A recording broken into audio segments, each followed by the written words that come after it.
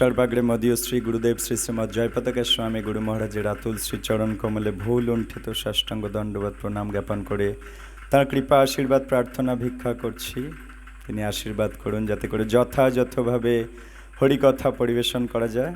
तत्पश्चात कृष्ण कृपा श्रीमूर्ति श्रील अभय चरण अरविंद भक्ति वेदांत स्वामी प्रभुपाद तार श्री चरण कमले भूल लुंठित साष्टांग दंडवत प्रणाम ज्ञापन करे तार आशीर्वाद मस्तके धारण करे आजकेर हरिकथाय प्रवेश करछि। शुधु भक्तबृंद आमरा रयेछि अरुणनगर श्री श्री निताई निमाय नामहट्टे, जेखाने धाराबाहिकभावे आमरा एकटा ग्रंथ अध्ययन करार चेष्टा करछि महाजन उपदेश, जाते करे नाना मुनिर नाना मते आमरा बिभ्रांत ना हई। तो सबार अग्रे श्री गुरुदेवेर आशीर्वाद, परम गुरुदेव गुरु परम्परा आचार्यवृंद सबार आशीर्वाद, वैष्णव वैष्णवीवृंद अनंत कोटी तादेर आशीर्वाद एवं समबत भक्तमंडली मातृमंडली सबार आशीर्वाद मस्तके धारण करे आमरा एई ग्रंथ अध्ययन करार चेष्टा करछि निजेदेर कल्याण भगवानेर सन्तुष्टि एई कारणे। तो भगवान कपिल देव माता देवभूति के उपदेश दिच्छे। खूब गुरुत्वपूर्ण कथोपकथन चलছে माता देवभूति एवं भगवान कपिल देवेर मध्य।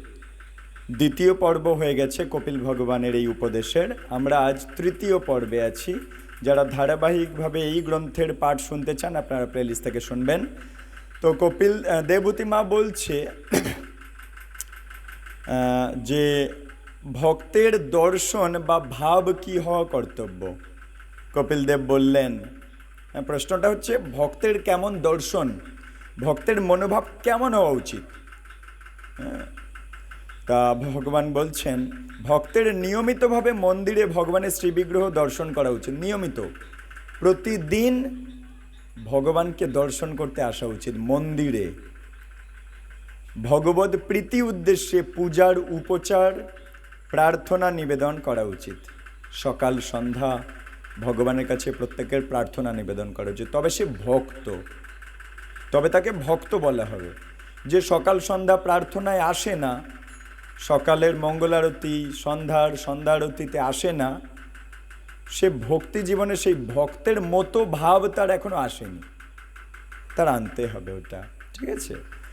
ताई बोलछे भगवत प्रीति उद्देश्ये पूजार उपचार प्रार्थना निवेदन करा उचित।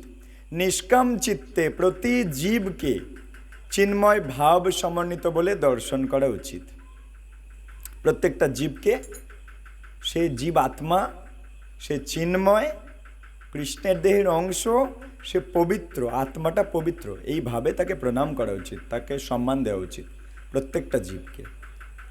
भक्तेर उचित गुरु आचार्यदेर प्रति सर्व उच्च सम्मान प्रदान करे भगवत भक्ति सम्पादन करा। गुरुदेव बा आचार्य अर्थात जिनि आचरण करे এই आर्य हबार शिक्षा दान करें। आर्य कारा? जारा मानव जीवनेर उद्देश्य जानेन एवं मानेन तारा होच्छे आर्य। मानव जीवनेर उद्देश्य की जन्म मृत्यु जड़ाबेदी थेके बेरिये भगवत धामे जावा, कृष्ण प्रेम लाभ करा, कृष्ण सेवा करा मानव जातिर उद्देश्य कर्तव्य। एटा जारा जाने तारा आर्य, एटा जारा जाने ना जीवन काटाते हय काटाচ্ছে तारा अनार्य।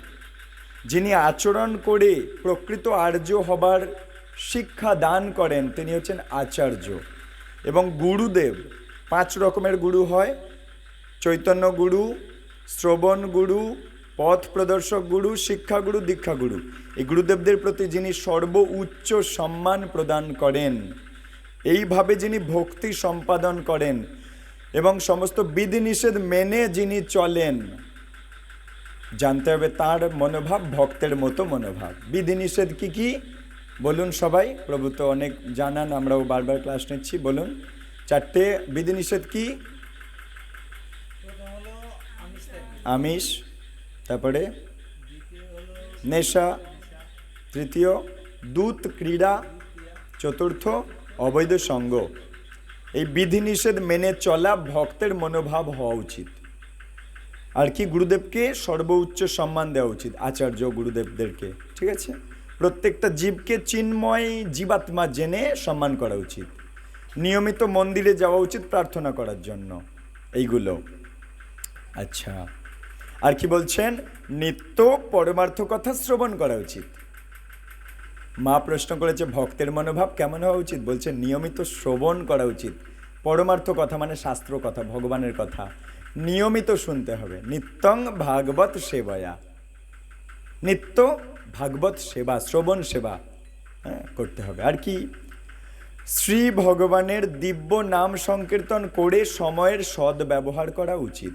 শ্রীল প্রভুপাদকে একজন প্রশ্ন করছেন, Prabhupadji, how to utilize my time wisely? কিভাবে আমি আমার সময়কে খুব বুদ্ধিমত্তার সাথে ব্যবহার করতে চাই, পারবো কিভাবে? কেমনভাবে সময়কে ব্যবহার করলে বুদ্ধিমত্তার সাথে ব্যবহার করা হয়? শাস্ত্র কি বলছে এই সম্বন্ধে? শ্রীল প্রভুপাদ বলছেন, চ্যান্ট দ্য হোলি নেম। প্রতি মুহূর্তে তুমি হোলি নেম, এই পবিত্র নামটা চ্যান্ট করো, ভগবানের দিব্য নাম কীর্তন করে সময় কাটাও, কাজ করো। কিন্তু হরিনাম, হরে কৃষ্ণ কৃষ্ণ কৃষ্ণ হরে হরে, হরে রাম রাম রাম হরে হরে, এইভাবে সময় ব্যবহার করাকে বলে সবচাইতে বুদ্ধিমত্তার সাথে সময় ব্যবহার করা। তাই এখানে বলছে শ্রী ভগবানের দিব্য নাম সংকীর্তন করে সময়ের সদ্ব্যবহার করা আমাদের উচিত। আমি যদি এটা করতে শিখেছি নামহট্টে এসে, তাহলে নামহট্টের প্রভুদের পরিশ্রম সার্থক। যদি এটা শিখেছি, দিনের সমস্ত কর্ম করছি আর হরিনাম গুনগুন গুনগুন করে কাটাচ্ছি, বাস সবচাইতে বুদ্ধিমান প্রাণী আমি। শাস্ত্রের মতে, ভগবানের মতে, কপিল ভগবানের মতে, আমাদের আচার্যদের মতে। এরপর দেবহূতি মা বলছে, হে প্রভু, কৃপা করে আমার জন্য এবং জনসাধারণের জন্য জন্ম মৃত্যুর নিয়ন্ত্রণের প্রক্রিয়ার কথা একটু বলুন। আমার জন্য আর লোকজনের জন্য জন্ম মৃত্যুকে কি করে নিয়ন্ত্রণ করা যায় আমাকে বলো, যাতে সেই সমস্ত বিপদের কথা শুনে আমরা জড়জাগতিক ক্রিয়াকাণ্ড থেকে মুক্ত হওয়ার যত্ন করতে পারি। সেই ভয়ের কথা, জন্ম মৃত্যুতে যে আমরা কষ্ট করছি, সেই ভয়ের কথা তুমি বলো। ওটা শুনলে আমরা ভয় পেয়ে যদি একটু যত্ন করি এখান থেকে বেরোনোর। আচ্ছা, বদ্ধজীব যাতে বুঝতে পারে যে ভক্তির পথ না গ্রহণ করলে আমরা আরও অধঃপতিত হচ্ছি। এই ভক্তি জীবনে আমরা যে যত ঘষা মাজা করব, অনুশীলন করব, জানেন এটা হচ্ছে আমরা নিজেকে চার্জ করছি, নিজেকে চার্জ করছি। আমরা যদি ভক্তি জীবন থেকে দেখবেন এক সপ্তাহ আপনি দূরে চলে গেছেন, কোনো ভক্তি জীবনের কোনো কিছু করেননি, জপ করেননি, গীতা ভাগবতম শোনেননি, মন্দিরে আসেননি, সন্ধ্যা আরতি মঙ্গল আরতি প্রসাদ সেবা হয়নি, হরিকথা হয়নি, দেখবেন আপনার চার্জ শেষ হয়ে যাচ্ছে। আপনি নিজে বুঝতে পারবেন যে কেন যেন শুকনো শুকনো লাগছে, জীবনটা ভালো লাগছে না, অস্থির লাগছে, ঠিক সেই আনন্দ, সেই রসালো আর নেই। এটা হচ্ছে চার্জিং আর ডিসচার্জিং। আমরা অসৎ সঙ্গে চলে গেলে, ভগবানের এই সমস্ত আবহাওয়ায় না থাকলে আমরা ডিসচার্জ হয়ে যাব। আর ভগবানের এই এটা চার্জিং ইউনিট, নামটা হচ্ছে চার্জিং ইউনিট। এখানে আসলে আমরা নিজেদেরকে চার্জ করতে পারবো। গীতা হচ্ছে সেই চার্জিং ইউনিট, গীতা পড়লে নিজেকে চার্জ করা যায়। হরিনাম জপ হচ্ছে সেই চার্জিং ইউনিট, হরিনাম জপ করলে নিজেকে চার্জ করা যায়, দিব্য শক্তি আসে নিজের মধ্যে। তাই এখানে বলছে এই তাহলে আমরা জড়জাগতিক ক্রিয়াকাণ্ড থেকে মুক্ত হওয়ার যত্ন করব। আপনি একটু ভেঙে বলে দিন। মা বলছে বদ্ধজীব যাতে বুঝতে পারুক, ভক্তি পথ না গ্রহণ করলে আমরা অধঃপতিত হচ্ছি। তাই আপনি ভেঙে বলুন। করুণাময় কপিল ভগবান বললেন, জীব, ভগবান বলছে জীব এই সংসারে যে যোনিতে জন্মগ্রহণ করে সেই যোনিতেই বিশেষ সন্তোষ বোধ করে। খুব গুরুত্বপূর্ণ কথা বলছে, একটা উদাহরণ দিচ্ছে। বলছে মনে করো বিষ্ঠা ভোজি শূকর, যে মল খায়, বিষ্ঠা খায়, তা সেই শূকরের জীবন যত ঘৃণ্য হোক না কেন আমাদের দৃষ্টিতে, কিন্তু তার কাছে সেই জীবন খুবই আকর্ষণীয়, সুখকর। ভগবান কপিল দেব বলছে মায়ার কাহিনী, মায়া কিভাবে টুপি পরিয়ে রেখেছে তাহলে শুকরকে, আমরা বুঝতে পারছি, কারণ আমরা শুকরের চেয়ে বুদ্ধিমান। হ্যাঁ, আবার আমাদের চেয়ে যারা বুদ্ধিমান সেই আচার্যরা আমাদের দিকে তাকিয়ে ভাবছি এরা কিভাবে যে দিনের পর দিন জড় সুখ মায়া সুখে কাটিয়ে দিচ্ছে। আর বলছে, কেউ জিজ্ঞাসা করছে ভালো আছো, বলছে ভালো আছি, খুব ভালো আছি। আর আমাদের চেয়ে ঊর্ধ্ব বুদ্ধিমান যারা আচার্যরা তারা দেখে আমাদের দিকে তাকিয়ে হাসছে। যেমন আমরা শুকরের দিকে তাকিয়ে হাসছি, ঠিক তেমনি আমাদের দিকে তাকিয়ে হাসছে। এরা কি খাচ্ছে, কি বলছে, কি চিন্তা করছে, এদের চলাফেরা সব কত নগণ্য, কত অধঃপতনের দশা। আমাদের চেয়ে উন্নত মুক্ত জীব যারা আচার্যরা তারা আমাদের দিকে তাকিয়ে হাসছে আর দয়া করার জন্য আমাদের হাত ধরার জন্য আসছে। তাই বলছে এইভাবে প্রত্যেকের জীবন প্রত্যেকের কাছে যেন আকর্ষণীয়। এমনকি নরকে পতিত হলেও নারকীয় অবস্থাটা নারকী জীবের কাছে সুখকর বলে মনে হয়। যে নরকে আছে, নরকে কড়ায় ভাজা হচ্ছে, হ্যাঁ, মলমূত্র কফ থুতু বীর্যর রক্তের নাড়ি ভুড়ির পুকুরে ফেলে দেওয়া হচ্ছে। কত কত ডিপার্টমেন্ট আছে, 28টা ডিপার্টমেন্ট আছে। শ্রীমদ্ ভাগবতম 5ম স্কন্ধ 26 অধ্যায় নরকের বর্ণনা আপনারা পাবেন। প্রভুজি শ্রীমদ্ ভাগবতম পড়াচ্ছেন 5ম স্কন্ধ 26তম অধ্যায় নরকের বর্ণনা আপনারা পাবেন। আমাদের এই ভূলোক থেকে 7,92,000 মাইল নিচে হেলিস প্ল্যানেট আছে, নরক গ্রহ, ওখানকার বর্ণনা শ্রীমদ্ ভাগবতম থেকে আমরা জানতে পারবো। যেমন আমরা রেড সিগন্যাল ক্রস করলে কি ফাইন আছে আমরা যদি আইনের বই পড়বো জানতে পারবো। হ্যাঁ, আমরা যদি কোনো কাউকে খুন করব তাহলে কি আমার শাস্তি হবে আমরা আইনের বই পড়লে জানতে পারবো। তো সেই আইনের বই হচ্ছে মনুসংহিতা। হ্যাঁ, সেই মনুসংহিতারও কিছু অংশ শ্রীমদ্ ভাগবতমের নরকের বর্ণনার মধ্যে দেওয়া আছে। গরুড় পুরাণে আরও বেশি নরকের বর্ণনা আপনারা পাবেন। তো সেই নরকের বর্ণনা কিছুটা শ্রীমদ্ ভাগবতমে আছে 5ম স্কন্ধ 26 অধ্যায়। তাই ওখান থেকে নরকের বর্ণনা পড়লে আমরা জানতে পারবো কি করলে কি শাস্তি। হ্যাঁ, তো এটা হচ্ছে আইন জানার জন্য শ্রীমদ্ ভাগবতম আপনারা রোজ পড়বেন। ওই মন্দিরে শ্রীমদ্ ভাগবতম হচ্ছে প্রতিদিন সকালে, আপনারা পড়বেন, জানবেন, শুনবেন। তা যদিও জীব এই জগতের অনিত্য দেহ, অনিত্য সমাজ, অনিত্য সম্বন্ধ পেয়েছে, তবুও তাতে সে গভীরভাবে আসক্ত।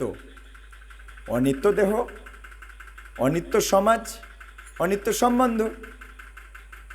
আজ যেটা সম্বন্ধ পাকা বলে না, পাকা দেখা, কিন্তু পাকা কিছুদিন পর পচা বেরোয়। কেন? মৃত্যু এসে বলে যে তোমাদের টাইম আপ, ডিভোর্স। তাহলে অনিত্য সম্বন্ধকে মানুষ বলে পাকা সম্বন্ধ, কিন্তু অনিত্য সম্বন্ধ তো অনিত্যই আছে, কয়েকটা বছরের জন্য নিত্য বলে প্রতিভাত হচ্ছে। এই তাই লোকে বলছে পাকা পাকা। তা যাই হোক, যদিও জীব এই জগতের অনিত্য দেহ, অনিত্য সমাজ, অনিত্য সম্বন্ধ পেয়েছে, তবুও তাতে সে গভীরভাবে আসক্ত থাকার ফলে বহুবিধ দুঃখ আর শোকের কবলে পড়ছে এবং আবহমান কাল ধরে সে বিভিন্ন জন্ম নিয়ে জড় জগতে ভ্রমণ করছে, 84 লক্ষ রকমের পোশাক নিয়ে ঘুরছে। তবুও সে মনে করে সেটাই সুখ। সে এতই মূর্খ। এবার কি বলছে দেখুন, কপিল ভগবান মাতা দেবহূতিকে জড় প্রকৃতির নগ্ন সত্য তুলে ধরছে।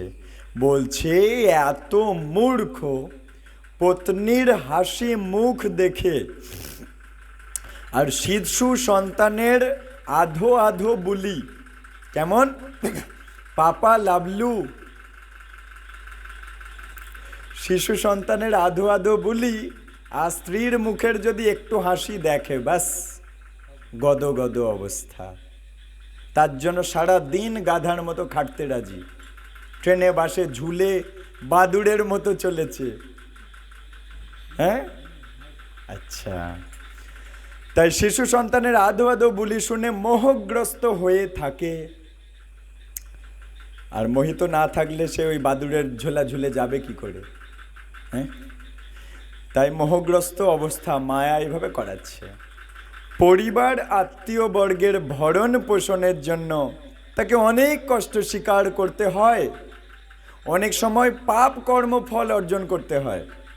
যেমন দস্যু রত্নাকর পরিবার চালাবে বলে ডাকাতিগিরি করছে, পাপকর্মে লিপ্ত, শুধু পরিবার স্ত্রী পুত্র চালাবে বলে, কিন্তু পাপ কেউ নেয়নি, সেই ভগবানই নিয়েছেন। হ্যাঁ, ভগবান এত দয়াময়।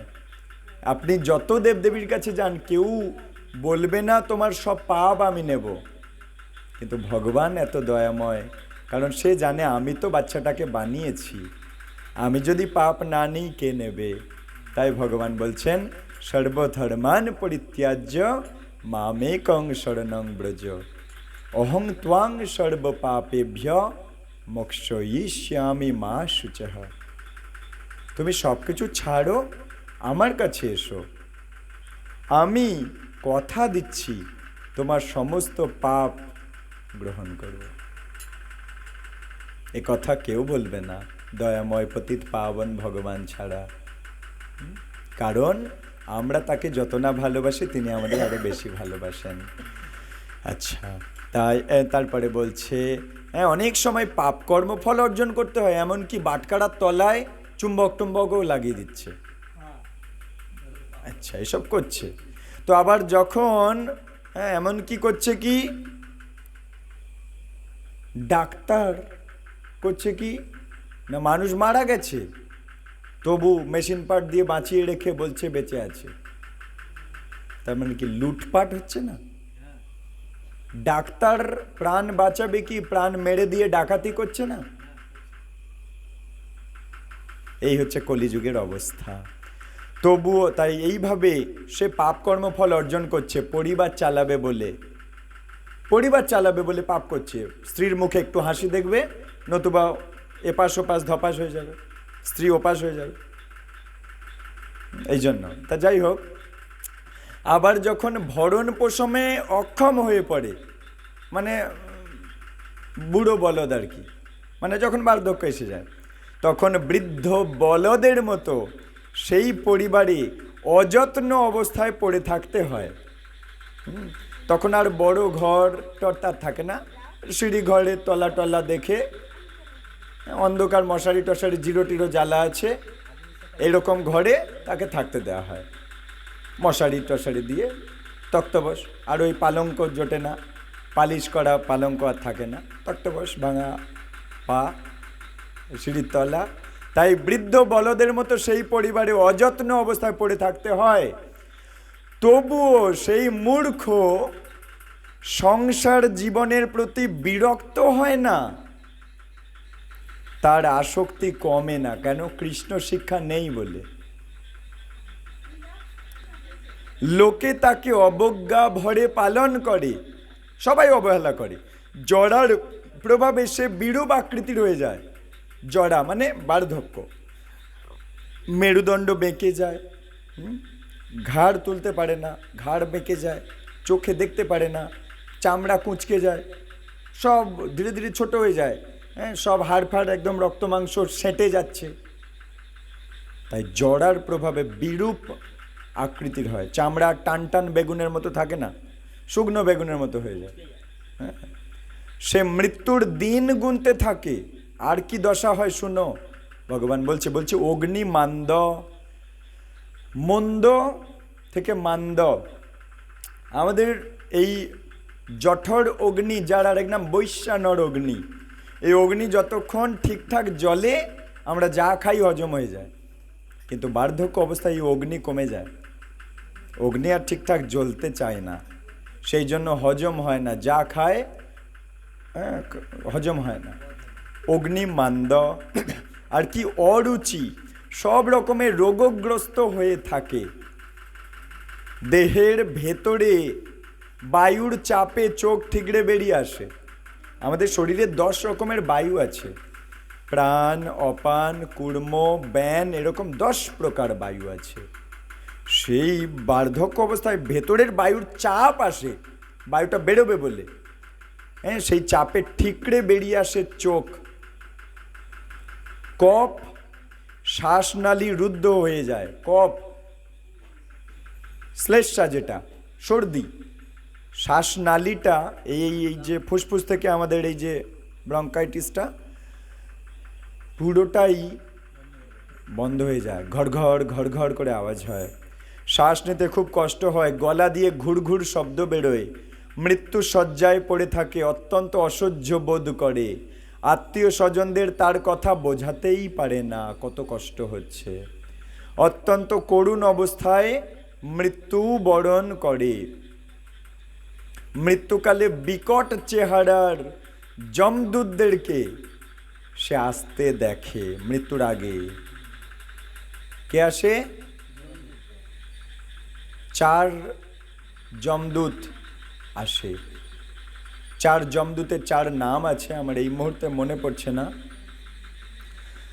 তো মৃত্যুকালে বিকট চেহারার যমদূতদেরকে সে আসতে দেখে ভয়ে মলমূত্র ত্যাগ করতে থাকে। সারা জীবন, সারাটা বছর যদি বাচ্চা পড়াশোনা না করে, পরীক্ষার সময় তার খুব ভয়ানক অবস্থা হয়। সারা জীবন যদি আমরা নামতে আসবো না, ভক্তি অনুশীলন করব না, তাহলে জীবনের অন্তিমে ভগবানের পাঠানো পুলিশ আসবে আমাকে টেনে নিয়ে যেতে। তার নাম কি? যমদূত। সেই যমদূতদেরকে দেখে ভয়ে মল আর মূত্র ত্যাগ করে। যারা ভক্তি অনুশীলন করে না তারা 9টা দরজা দিয়ে আত্মা বেরোয়, কোনো না কোনো একটা দরজা দিয়ে। 9টা দরজা কি কি? 2টো চোখ, 2টো কান, 2টো নাকের ছিদ্র, 6টা হলো একটা মুখ, 7টা, আর একটা পায়ু, একটা উপস্থ, 9টা। 9টা দরজার কোনো না কোনোটা দরজা দিয়ে যমদূত আত্মাকে টেনে বের করবে। আর যারা ভক্তি অনুশীলন করবেন তাদের এই মস্তিষ্কের পিছনে যেখানটায় কিছু চুলের অংশ রেখে চাপা দিয়ে রাখা হয়, এটাকে বলে আজ্ঞা চক্র। আত্মা এই আজ্ঞা চক্র থেকে বেরোবে। বোঝা গেল? আচ্ছা। আর যার আত্মা 9টা দরজা দিয়ে বেরোয়, নর্দমা দিয়ে বেরোয়, তার আত্মা আবার দেহ নেবে এই জগতে। আর যার আত্মা আজ্ঞা চক্র দিয়ে বেরোয়, যে ভক্তি অনুশীলন করে আজ্ঞা চক্র দিয়ে বেরোবে, তাকে সে এবারে ভগবানের কাছে চলে যাবে। ঠিক আছে? তো অন্যেরা তাকে উদ্ধারের কোনো চেষ্টা না করে বিলাপ করে কেবল কাঁদতে থাকে, কারণ কারোর তো উদ্ধার করার উপায় নেই। ওকে কে উদ্ধার করবে ওই অবস্থা থেকে? কোনো ডাক্তার বুদ্ধিও আর কাজ হয় না, কোনো ওষুধপত্র কাজ হয় না, কোনো ইঞ্জেকশন কাজ হয় না, কোনো অপারেশন কাজ হবে না ওই সময়। আর একাই এসছে, একাই ওই যাওয়ার সময়, ওই সময় কেউ কিচ্ছু হেল্প করতে পারবে না।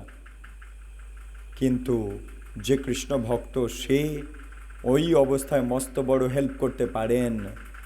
নিরন্তর হরে কৃষ্ণ কৃষ্ণ কৃষ্ণ হরে হরে, হরে রাম রাম রাম হরে হরে।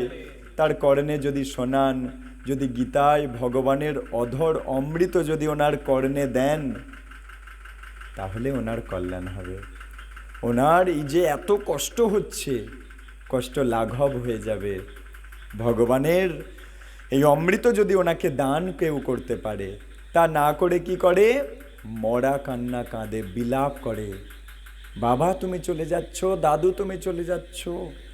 এর ফলে তার আরো বড় ক্ষতি হয়ে যায়, আসক্তি বেড়ে যায়। দেখুন, বলবেন যমদূতেরা শক্ত দড়িতে তার গলায় বাঁধে, গলায় বাঁধে। এটাকে ভগবান নিজে বলছে। কোথায় বাঁধে? কোন দেহ বাঁধে? সূক্ষ্ম দেহ কি দিয়ে তৈরি? সূক্ষ্ম বস্তু দিয়ে তৈরি। সূক্ষ্ম বস্তু কি বলুন? সবচাইতে ভারী বস্তু কি? মাটি। তার চাইতে হালকা জল, জলের চেয়ে হালকা আগুন, আগুনের চেয়ে হালকা বায়ু, বায়ুর চেয়ে হালকা শব্দ, শব্দের চেয়ে হালকা মন, মনের চেয়ে হালকা বুদ্ধি, বুদ্ধির চেয়ে হালকা অহংকার। কিন্তু এগুলো হালকা বস্তু, কিন্তু জড় বস্তু। চোখে দেখতে পাবেন না, সামান্য বায়ু পর্যন্ত গিয়ে আর দেখা যায় না। তো আগুন পর্যন্ত দেখা যাচ্ছে, আরে মাটি জল আগুন দেখা যাচ্ছে, বায়ু পর্যন্ত গিয়ে আর এই আমাদের খালি চোখ আর দেখতে পাবে না।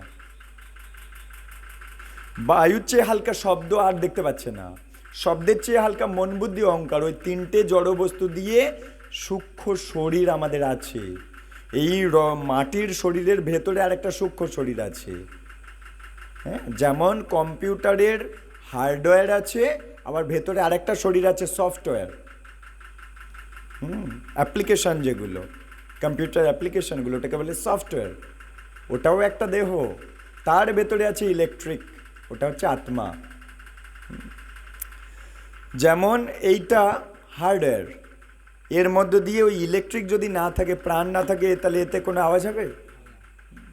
ঠিক তেমনি আমাদের ওই আত্মা হচ্ছে আমাদের প্রাণ। যেমন এতে ইলেকট্রিক দিয়েছি, তারের মাধ্যম দিয়ে গিয়ে ইলেকট্রিক দিচ্ছে, ওটা হচ্ছে প্রাণ। ওই ওই নবটা তুলে দাও, ইলেকট্রিক আর আসবে না, প্রাণ নেই। যত কথা বলো অ্যাম্পলিফাই হবে না। তা এখানে বলছে সেই সূক্ষ্ম দেহতে, সূক্ষ্ম এই পুরো শরীরটার একটা সূক্ষ্ম শরীর আছে, একদম একই সূক্ষ্ম শরীর আছে, ওটার গলা আছে, সূক্ষ্ম শরীরের গলা আছে, এই গলায় বাঁধবে দড়ি দিয়ে যমদূতেরা। হ্যাঁ, তো দড়ি দিয়ে যদি গলায় পুলিশ বেঁধে নিয়ে যায়, কিরকম অবস্থা হয়? এই দেখছেন, এরা সবাই দেখছি ইউটিউবের লোকেরা, এই গলায় এরকম করে যদি পুলিশ দড়ি বেঁধে নিয়ে যায়, আমার কিরকম অবস্থা হবে? লজ্জাজনক অবস্থা না? তা ঠিক তেমনি যমদূত তো 4টে পুলিশ, কৃষ্ণের পাঠানো পুলিশ। এই যমদূত কে? কৃষ্ণের পুলিশ তো, কৃষ্ণের পাঠানো পুলিশ তো। পুলিশ কখন আসে? অপরাধ করলে না পুলিশ আসে, আর ভালো মানুষ থাকলে ভালো ব্যক্তি আসে। তাই এখানে বলছে যমদূতেরা শক্ত দড়িতে তার গলায় বাঁধে, তারপর তার সূক্ষ্ম দেহকে আবৃত করে কঠোর দণ্ড দেওয়ার জন্য সূক্ষ্ম দেহটাকে আবৃত করে দেয়, দিয়ে দণ্ড দেওয়ার জন্য যমলোকে টানা হ্যাচড়া করে নিয়ে যায়। জানেন, এই সূক্ষ্ম দেহটার উপরে একটা দেহ চাপিয়ে দেয়, সেই দেহটার নাম কি? সেই দেহটার নাম হচ্ছে যাতনা দেহ। এই স্থূল দেহটাকে বেশি যাতনা দিলে আত্মা বলবে থাকলো, রইল পড়ে এই দেহ, অন্য দেহ দেখে নিচ্ছি। কিন্তু যাতনা দেহ ছেড়ে আত্মা বেরোতে পারে না। সূক্ষ্ম দেহ চারিদিকে একটা কভারিং হচ্ছে এই স্থূল দেহ, কিন্তু স্থূল দেহ তো গ্রামের লোকেরা নিয়ে কান্নাকান্নি করছে, কিন্তু সূক্ষ্ম দেহটাকে বেঁধে নিয়ে যাচ্ছে। ওই সূক্ষ্ম দেহটার উপরে একটা দেহ কভারিং দিয়ে দেয়, সেটা হচ্ছে যাতনা দেহ। পিটতে পিটতে নিয়ে যাবে, কিন্তু মরবেন না। একবার তো মরেছেন, কবার মরবেন? মরদেহ তো পড়ে আছে, সেই নিয়ে গ্রামবাসীরা, আত্মীয় পরিজনরা হো হো করছে। কিন্তু আপনার সূক্ষ্ম দেহটা, ওটাই আপনার আসল পরিচয়। ওর মধ্যে আত্মা আছে, পরমাত্মা আছে। ওই সূক্ষ্ম দেহটার উপরে যাতনা দেহ দেবে, আর ওর উপর যাতনা দেবে। আপনি সব সহ্য করবেন, কিন্তু মরবেন না। কারণ যেই আপনি মরতে চাইবেন, বলবেন মরতে চাই মরতে চাই, আরে মরেছো তো একবার, কবার মরবে তুমি? হ্যাঁ, কবার মরে মানুষ? তা কঠোর দণ্ড দেওয়ার জন্য যমলোকে টানা হেঁচড়া করে নিয়ে যায়। ভদ্রলোককে ভদ্রভাবে নিয়ে যায়, অভদ্রলোককে অভদ্রের মতো নিয়ে যায়, টানা হেঁচড়া করতে করতে। অতি ভয়ঙ্কর নারকীয় শাস্তি তাকে ভোগ করতে হয়। কেমন কেমন? জোরে বলুন। আচ্ছা, তার সঙ্গে আত্মীয় স্বজনেরা কেউই যাবে না। ওই চুল্লি পর্যন্ত গিয়ে হাউ হাউ করবে, চুল্লির ভেতরে কেউ যাবে না। মাটি দেবে, দিয়ে পিছন ঘুরে মাটি দিয়ে জল দিয়ে কেটে পড়বে, আর তাকাবে না। কিন্তু কোটি কোটি জন্মে কি নরকে, কি স্বর্গে, কি মর্তলোকে, আমি কীট পতঙ্গ রূপে, গাছপালা রূপে, অসুর রূপে, দানব রূপে, দৈত্য রূপে, গন্ধর্ব, কিন্নর, অপ্সরা রূপে, দেবতা রূপে, ব্রহ্মরূপে, যে ব্রহ্মা রূপে, যা রূপে থাকি না কেন, কৃষ্ণ আমার হাত ছাড়েনি। কৃষ্ণ কেন বসে আছে আমাদের কাছে? একটা ছোট উদাহরণ দিয়ে বলি, এক্ষুনি লাইন শেষ হয়ে এসছে, বেশি টাইম নেই, টাইম ম্যানেজমেন্ট হয়ে যাবে, চিন্তার কোনো কিছু নেই। তা একটা ছোট ছেলে বড় হচ্ছে,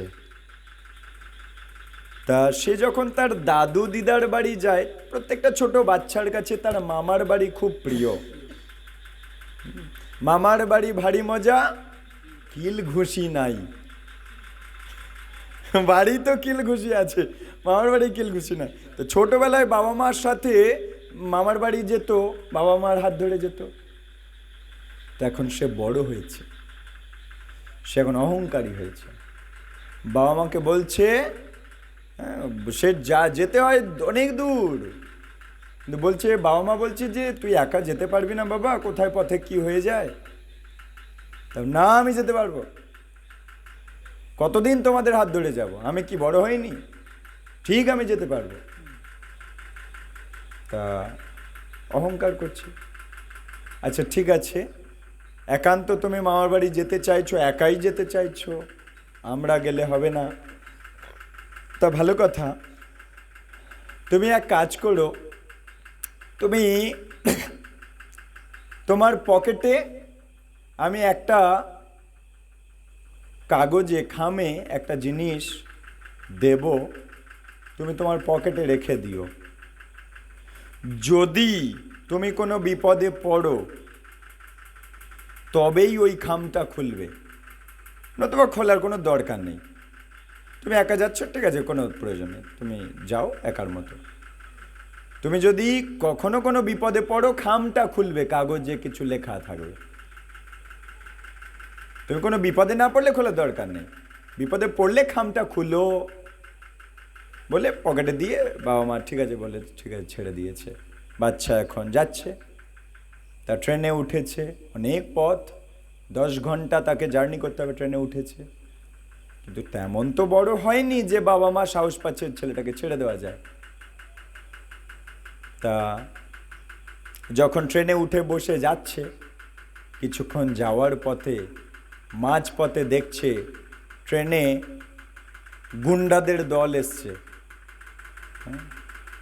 এবং তারা ছোট ছোট বাচ্চা দেখে কিডন্যাপ করে তুলে নিয়ে যাচ্ছে, কিডনি বেচে দেবে। দেখছে ওই বগি ঢুকেছে তারা, হ্যাঁ, এবং গোলা বারুদ রয়েছে তাদের কাছে, একটু কিছু উৎপাত করলে মেরে দেবে। এরকম অবস্থা কোনোদিন দেখেনি সেই বাচ্চা, একা সে যাচ্ছে ট্রেনে, সবাই কান্নাকাটি করছে ওই ট্রেনের বগির ভেতরে। তাহলে বাচ্চাটার অবস্থাটা কেমন ভাবুন। তাহলে বাবা মা কি বলে দিয়েছিল, কোনো বিপদে পড়লে তুমি খুলবে। এখন সে চিন্তা করছে, না, বাবা মা আমার কাছে থাকলে আমার এত ভয় হতো না। কিন্তু আমি অহংকার করে বাবা মার কথা শুনিনি, বাবা মাকে বললাম আমি বড় হয়ে গেছি, আমি নিজেরটা নিজে বুঝে নিতে পারি, নিজে ঠিক চলে যাব, তোমাদের যাওয়ার কোনো দরকার নেই।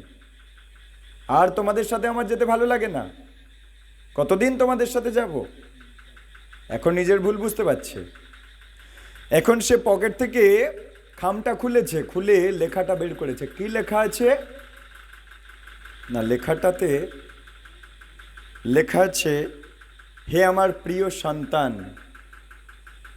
বাবা মায়ের তরফ থেকে আমি লিখছি, আমরা তোমাকে খুব ভালোবাসি, তুমি চিন্তা করো না, তোমার এই পাশের বগিতেই আমরা আছি, তুমি যে কোনো বিপদে পড়ছো কি না পড়ছো আমরা দেখছি, তুমি আমাকে দেখতে পাচ্ছ না, আমরা তোমাকে দেখছি, তাই কোনো চিন্তা করো না, এক্ষুনি আমরা আসছি, আমরা দেখতে পাচ্ছি তুমি বিপদের সংকুল হয়েছো, বিপদে পড়েছো, এক্ষুনি গুন্ডা বদমাশরা তোমার কিডন্যাপ করতে চলেছে, চিন্তা করো না, আমরা এখানেই আছি। যেই মাত্র সেই সিট নাম্বার দেখেছে বাবা মা কোন সিটে বসে আছে, বাবা মা কিন্তু যাচ্ছে, বাবা মা কিন্তু বাড়িতে বসে নেই, বাবা মাও টিকিট কেটে ওর সাথে যাচ্ছে, কিন্তু ধরা দেয়নি। ছেলে চাইছে একা যাবে, একা যাচ্ছে, স্বাধীনতায় হাত দেয়নি, কিন্তু সাথে সাথে বাবা মা হাতও ছেড়ে দেয়নি, টিকিট কেটে একটা অন্য টিকিট, সেই টিকিট নাম্বার দিয়ে রেখেছে, এই টিকিটে আমরা আছি, তুমি আছো এই টিকিটে, আমরা এক্ষুনি আসছি, বা তুমি আমার কাছে চলে এসো। তখন সে বুকে বল পেল। একইভাবে গোলক বৃন্দাবনে আমরা সেই পরম পিতামাতাকে অহংকার দেখিয়ে, কাঁচকলা দেখিয়ে আমি আমারটা বুঝে নেব, আমারও জমি জমা সম্পত্তি থাকুক, আমারও স্ত্রী পুত্র কন্যা আমি ভোগ করতে পারি না, আমারও পরিবার হোক, আমিও পরিবার সুখ নেব, তুমি কৃষ্ণ, কৃষ্ণের পরিবার তোমার গোলক বৃন্দাবনে আছে, আমার জন্য সেপারেট একটা পরিবার সুখ, সেপারেট স্ত্রী, পুত্র, কন্যা সব আমায় দাও বানিয়ে, আমি আস্বাদন করতে চাই। কৃষ্ণ ভুলি যে জীব ভোগ বাঞ্ছা করে, অমনি মায়া তারে জাপটিয়া ধরে। তাহলে আমরা আলাদা হতে চেয়েছি কৃষ্ণের থেকে, পার্টিশন তুলে দাও। কিন্তু কৃষ্ণ বলেছিল তুমি বিপদে পড়তে পারো, এরম করো না। কিন্তু আমরা তার কথা শুনিনি। আমরা তার কথা না শুনেই এই জগতে এসেছি নিজের ইচ্ছাতে। কেউ জোর করে পাঠায়নি, নিজের ইচ্ছাতে আমরা এই জগতে এসেছি। আর এই দুঃখের জগতে এসে নানা রকম বিপদে আমরা ফেঁসে গেছি। আজ আমরা সেই পকেটের খাম খুলে সেই ভগবানকে চিনতে শিখেছি। হ্যাঁ, তাই হা গোবিন্দ, হে প্রাণনাথ, হে গোপীনাথ, তুমি তো সকলই জানো, মম নিবেদন শুনো বলতে শিখেছি। তবে আমাদের সেই ভয় কেটেছে ওই বাচ্চাটার মতো। তাই বলুন হরে কৃষ্ণ কৃষ্ণ কৃষ্ণ হরে হরে, হরে রাম রাম রাম হরে হরে। বাচ্চাটা বিপদে পড়ে যেমন বাবা মার কাছে গেল, আমরা ওই জড়জগৎ দুঃখের আলয়ে বিপদে পড়ে আমরা আজ হরে কৃষ্ণ কৃষ্ণ কৃষ্ণ হরে হরে, হরে রাম রাম রাম হরে হরে। কেমন বিপদ দেখতে চান? নার্সিংহোমে চলে যান, ভেলোর চলে যান, ক্যান্সার ডিপার্টমেন্ট, রেডিওথেরাপি ডিপার্টমেন্টে চলে যান, দেখবেন মায়েরা প্রভুদের মাথায় চুল নেই। কোনো মায়েদের মাথায় যদি চুল না থাকে, এর চেয়ে ভয়ঙ্কর দৃশ্য আর কি হতে পারে এই জড়জগতে? কেন নেই? রোগাস রিগ্ন শিগ্ন, কেমোথেরাপি নিয়ে যন্ত্রণায় মাগুর মাছের মতো ছটফট ছটফট করছে, সমস্ত মাথার চুল উঠে চলে যাচ্ছে ক্যান্সারের রোগের যন্ত্রণায়। বিপদ কাকে বলে যদি দেখতে চান, হসপিটাল নার্সিংহোমে চলে যাবেন। প্রকৃত জড় জগতের নগ্ন সত্য যে ওখানটায় ঢোকে সে জানে। তাই অতি ভয়ঙ্কর নারকীয় শাস্তি তাকে ভোগ করতে হয়। তার সঙ্গে আত্মীয় স্বজনেরা কেউই যাবে না, তার যাতনার দৃশ্য কেউ দেখতে পাবে না। যদিও সে সেই আত্মীয় স্বজনদের জন্য বহু স্নেহ মমতা করেছিল ছোটবেলা থেকে। বাচ্চাটা বলতো পাপা লাভ ইউ, আর বাবা তার ওই লাভ ইউ সন্ধ্যার পরে এসে কথাটা শোনার জন্য সারা দিন বাদুড় ঝোলা করে ট্রেনে ঠেলতে ঠেলতে গরমে গেছে এসেছে, খাবার এনে দিয়েছে বিভিন্ন রকম। আহা, বাচ্চাটা আমাকে বলে পাপা লাভ ইউ। তাহলে এত স্নেহ মমতা করেছিল, বহু কষ্ট করেছিল এবং তাদের জন্য পাপকর্মও করেছিল। সেই পাপকর্মের জন্য আজ নরকে যাচ্ছে। কিন্তু যাদের জন্য করেছিল তারা কেউ কিন্তু তার ওই শাস্তিতে একটুখানি এসে পাশে দাঁড়াতে পারছে না। তারপর সে বহু বর্ষব্যাপী নরকে যাতনা ভোগের পর পৃথিবীতে এলেও অন্য লোকের সঙ্গে সম্বন্ধ পাতি, বহু দিন নরকে কষ্ট পেয়ে গেল, এলো, আবার পৃথিবীতে জন্ম হলো, অন্য লোকের সঙ্গে সম্বন্ধ পাতিয়ে একই রকম ক্লেশকর অবস্থা পেতে থাকে। তাহলে এখানে কিছুদিন কাটালো, নরকে কিছুদিন কাটালো, আবার এখানে কিছুদিন কাটালো, আবার নরক, আবার এখানে, আবার নরক, আবার কভু স্বর্গে কভু নরকে। ঠিক রাজা যেমন আসামিকে চোবায় জলে আবার মুখ তোলায়, একই দশা আমাদের হচ্ছে। আর সেই ভয়ঙ্কর দশা থেকে আপনাদেরকে বের করানোর জন্য প্রভুজি এত দয়াময় এখানে নামট্ট সেন্টার খুলেছেন। এটা কোনো সাধারণ বিষয় নয়, আমি প্রতি ক্লাসে বলি। আচ্ছা, হিরে দোকানে কি লোক বেশি হয়? হয় কি? কিন্তু দেখবেন মদ দোকানে, যত আজে বাজে জিনিসের দোকানে প্রচুর লোক। কেন? কারণ হিরে চেনে কজন আর যোগ্যতা আছে কজন আর হিরে নেবে। আপনারা সেই জহুরি, আপনারা সেই হিরে চিনতে পেরেছেন, তাই নামটে এসছেন, এত রাত পর্যন্ত বসে আছেন। আস্তে তাই হয়ে এসছে। বলছে তারপর সে বহু বর্ষব্যাপী নরকে যাতনা ভোগের পর পৃথিবীতে এলেও অন্য লোকের সঙ্গে আবার এসে সম্বন্ধ পাতায়, আবার ওই একই দশায় ঘুরতে থাকে। পুনরায় তাকে কোনো না কোনো মাতৃ জঠরে অবস্থান করে কষ্ট পেতে হয়, তারপর কাঁদতে কাঁদতে ভূমিষ্ঠ হতে হয়। একটু একটু সাইলেন্ট করে দেন। ভূমিতে পড়েই সে কাঁদে কেন? আবার এই চক্রে ঘুরতে হবে সেই জন্য। তারপর আবার সকাম কর্মের বন্ধনে আটকে যায়, ওই আবার হাসি মুখ দেখে, মুখমিষ্টি দেয়, হ্যাঁ, চ্যাংদোলা করে উল্টে ধরে বাচ্চাকে, ধরে আহা এ ফুটবলার হবে। 3 Idiots বইটা দেখেছেন না? তুমি ফুটবলার হবে না কি হবে? আচ্ছা যা হতে চাও তাই হবে। সমস্ত পরিবারদের মধ্যে পড়ে আবার মায়ায় ভুলে যায় যে আমি কৃষ্ণ ভজিবার তরে সংসারে এসেছি। কিন্তু তার জায়গায় কৃষ্ণর ইংরাজি শব্দ কি? গড, ভগবান। তার জায়গায় সে ডগের সেবা করে। তাই কৃষ্ণ বলছে তুমি যাই করো না কেন পরোক্ষভাবে আমারই সেবা করছো, কারণ ওই ডগের ভেতরেও গড আছে। হরি বল। কিন্তু কৃষ্ণ সেটা পছন্দ করে না, বলছে তুমি যদি আমায় ভালোবাসবে সরাসরি ভালোবাসবে, নাক বের দিয়ে কান ধরবে কেন? তুমি কৃষ্ণ ভজিবার তরে সংসারে আইনো, তাহলে গডকে ভজনা করার জন্য আমরা এখানে এসেছি, সেটা ভুলে গিয়ে জিওডি উল্টে গেলে কি হয়? ডিওজি, ডগের ভজনা করছি। কিন্তু কৃষ্ণ বলছে আচ্ছা ঠিক আছে, তার মধ্যে থেকেও আমি সেবা নেব, কিন্তু ওতে আমি অতটা খুশি হই না।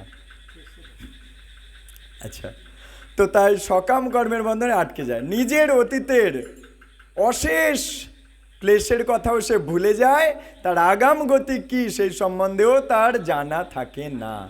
শাস্ত্র না পড়লে জানবে কি করে? আপনি যদি আইনের বই না পড়েন তাহলে রেড সিগন্যাল ক্রস করলে কি ক্ষতি হয় আপনি জানবেন কি করে? পড়তে হবে তো।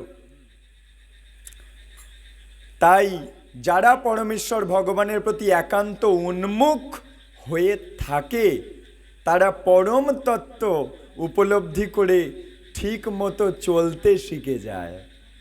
যারা ভগবানের চরণে আসে তারা ঠিক মতো চলতে জানে, দৃঢ়তা সহকারে কৃষ্ণ ভক্তি অনুশীলন করে তার প্রকৃত আলয় সচ্চিদানন্দময় জগতে উপনীত হতে পারে। হরি বল। হরে কৃষ্ণ কৃষ্ণ কৃষ্ণ হরে হরে, হরে রাম রাম রাম হরে হরে। আচ্ছা, এই নামট্ট সেন্টার যদি মহাপ্রভু খুলতে আদেশ না দিত, কোথায় গিয়ে জানতাম এগুলো? আমরা সাধারণ স্কুলে আমরা কম বা বেশি পড়েছি, মাস্টার মশাইরা 20,000, 30,000, 40,000, 50,000 টাকা নিয়ে চলে গেছে। মাসের পর মাস 500 টাকা, 1000 টাকা করে সব মাইনে নিয়ে গেছে, কিন্তু জীবনে তো কেউ এগুলো বলেনি। আর এই মাস্টার মশাইরা বিনামূল্যে এত দামি কথা বলছে। তাই গুরু বৈষ্ণবের জয় হোক, শ্রীল প্রভুপাদের জয় হোক, পঞ্চতত্ত্ব পতিত পাবন গৌরনিতায়ের জয় হোক, শ্রী শ্রী রাধা কৃষ্ণ মাধব সখী বৃন্দের জয় হোক, অনন্ত কোটি ভক্ত বৃন্দের জয় হোক, সমবেত ভক্ত মণ্ডলীর জয় হোক। তাই লাস্ট লাইন খুব গুরুত্বপূর্ণ, বলছে দৃঢ়তা সহকারে, কেমন? কোমর বেঁধে কৃষ্ণ ভক্তি অনুশীলন করে তার প্রকৃত আলয় সচ্চিদানন্দময় জগতে উপনীত হতে পারে। আচ্ছা, যে বাচ্চাটা 3 ঘন্টা 4 ঘন্টা 5 ঘন্টা পড়াশোনা করছে পরীক্ষায় পাশ করবে বলে, তার কি কোমরে যন্ত্রণা হয় না? হয়, কিন্তু উন্নত আনন্দের জন্য ওই যন্ত্রণা সহ্য করছে। একইভাবে আমরা যারা এই হরিকথা শুনছি, আমাদের কি কোমরে ব্যথা পায়ে ব্যথা হচ্ছে না? তবু সহ্য করছি কেন? আমরা যারা এই খারাপ জিনিস ছেড়ে দিয়ে সংযম অবলম্বন করে জীবন কাটাচ্ছি, আমাদের কি কষ্ট হচ্ছে না? হচ্ছে, কিন্তু সেই কষ্ট সহ্য করছি কেন? উন্নত আনন্দ একদিন পাবো বলে। যারা একাদশী ব্রত করছে ওই দিন অন্ন পাচ্ছে না, কষ্ট কি হচ্ছে না? হচ্ছে। ওই দিন কম খাচ্ছে কেন? বেশি খাবে বলে। আচার্যরা বলছেন ওই দিন কম খাচ্ছে কেন? বেশি খাবে বলে। আর যারা ওই দিনও খাচ্ছে তারা কম দিন খাবে, মানে তাড়াতাড়ি, কারণ ওই দিনটা তো খাওয়ার দিন নয়, সেই দিন খাচ্ছে, তাহলে তাড়াতাড়ি সব খেয়ে নিলে তাড়াতাড়ি চলে যাবে। হরি বল। তো যাই হোক, কিছু ভুল ত্রুটি, কিছু অপরাধ হ্যাঁ যদি হয়, কারো হৃদয় কমলে যদি আমি ব্যথা দিই, হৃদয়টা তো কমল পদ্ম ফুল, ওখানে চট করে ব্যথা দেওয়া হয়ে যায়। তো ওই জন্য খুব সংযতভাবে আমাদের প্রচার করা উচিত। কিন্তু আমি তো অসংযত ব্যক্তি, পদ্মকমলে কিছু যদি অপরাধ করে থাকি, নিজের সম্বন্ধ জ্ঞানে, যার মনে হয় যেমন সম্বন্ধের আমি, সেই সম্বন্ধ জ্ঞানে ক্ষমা করে দেবেন। হরিবল। বাঞ্ছা কল্পতরুভ্যশ্চ কৃপা সিন্ধুভ্যেব চ পতিতানাং পাবনেভ্যো বৈষ্ণবেভ্যো নমো নমঃ। অনন্ত কোটি ভক্তবৃন্দের জয় হোক, সমবেত ভক্তমণ্ডলীর জয় হোক। শ্রী গুরুদেব, শ্রীল প্রভুপাদ, বৈষ্ণব বৃন্দ, আচার্য বৃন্দ, গুরু পরম্পরাচার্য বৃন্দ সবার জয় হোক। সমস্ত জগতের কল্যাণ হোক। নিতাই গৌর প্রেমানন্দ। হরি হরি বল।